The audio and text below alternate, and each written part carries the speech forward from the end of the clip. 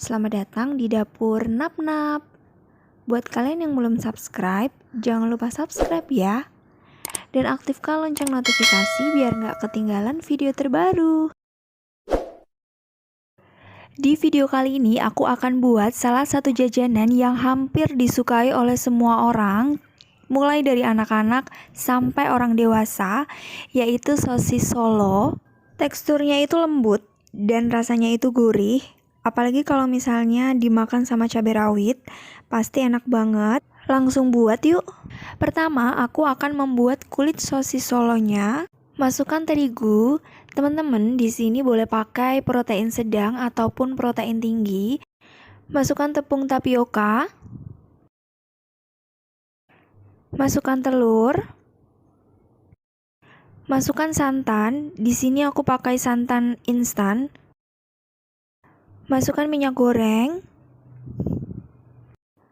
Masukkan air. Aduk semua bahan sampai tercampur rata.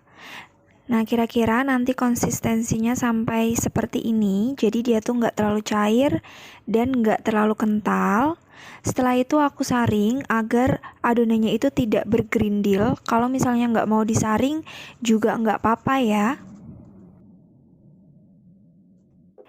Nah, setelah adonannya tercampur rata, istirahatkan adonannya dulu sekitar 30-1 jam. Di sini aku tutup pakai plastik wrap. Kalau misalnya teman-teman mau tutup pakai serbet juga nggak masalah. Selanjutnya, untuk mencetak adonannya, basahi dulu wajan atau teflon yang akan digunakan, pakai minyak atau margarin. Tuang adonan perlahan ke wajan sambil diputar, ini kayak bikin dadaran gulung gitu. Nggak perlu dibalik, nanti kalau misalnya udah matang itu pinggir-pinggirnya akan kering dan udah nggak ada cairannya di tengah-tengahnya, itu udah bisa diangkat. Nah, hasilnya nanti kayak gini, dia itu elastis dan nggak mudah sobek. Lanjut untuk buat isian sosis solonya. Di sini aku menggunakan dada ayam yang sudah aku rebus dengan jahe, jadi biar baunya itu nggak amis. Aku menghaluskannya pakai chopper. Kalau misalnya mau disuir-suir juga nggak apa-apa, atau mau dipotong dadu juga nggak masalah.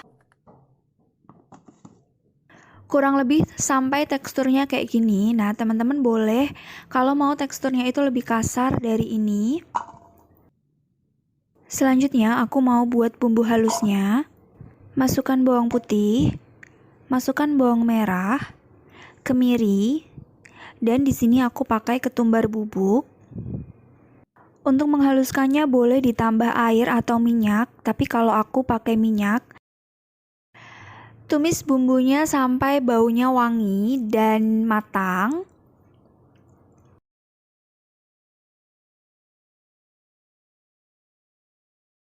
Masukkan serai, daun jeruk, dan daun salam. Tumis-tumis sebentar sampai baunya harum. Setelah bumbunya matang, masukkan ayam. Tumis-tumis sebentar sampai si ayam ini terbalur semuanya sama bumbunya. Selanjutnya masukkan air, dikira-kira aja banyaknya. Ini aku pakai air dari rebusan ayam. Kalau misalnya kalian mau pakai air biasa juga nggak apa-apa. Masukkan santan. Ini aku juga pakai santan instan. Kemudian masukkan merica, gula pasir, garam, dan saus tiram. Ini boleh di skip ya saus tiramnya. Kemudian tumis-tumis sebentar. Di sini aku menambahkan kecap manis. Kalau teman-teman kurang suka boleh di skip, karena aku pengen ada manis dari kecap dan warnanya itu nggak pucat. Jadi aku kasih kecap manis. Setelah itu masukkan daun bawang. Masak sampai matang. Jadi nanti matangnya itu kadar airnya itu akan berkurang dan dia itu akan kering. Nah, kurang lebih kayak gini. Ini udah matang, silahkan dikoreksi rasa. Selanjutnya untuk membentuk sosis solonya, aku pakai isiannya cukup 1 sendok makan.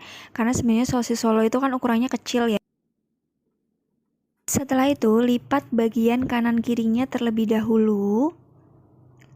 Kemudian baru bawahnya dilipat ke atas. Nah, selanjutnya itu kita roll adonannya. Jadi nanti hasilnya itu bisa rapi dan cantik kayak gini. Ulangi sampai semua adonannya itu habis. Oh iya, sosis Solo itu biasanya identik ukurannya itu mini atau kecil-kecil karena dia sekali lahap. Tapi kalau yang aku buat ini menurut aku lumayan agak kegedean. Nanti teman-teman bisa sesuaikan sendiri ya.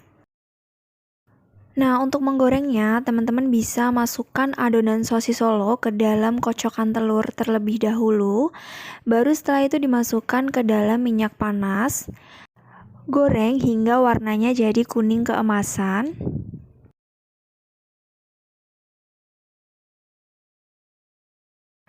Setelah itu angkat dan tiriskan. Kemudian sajikan selagi hangat. Dan kalau teman-teman nggak mau langsung digoreng semua, masih bisa disimpan di freezer, kemudian digoreng waktu mau dimakan. Satu resep ini hasilnya kurang lebih 12 buah, tapi ukurannya lumayan gede, jadi kalau mau dibikin ukuran yang kayak sosis Solo yang kecil-kecil, mungkin hasilnya akan lebih banyak. Gimana, nggak sulit ya untuk membuatnya? Silahkan mencoba di rumah. Terima kasih sudah menonton videonya. Maaf kalau ada salah-salah kata, dan semoga videonya bermanfaat ya.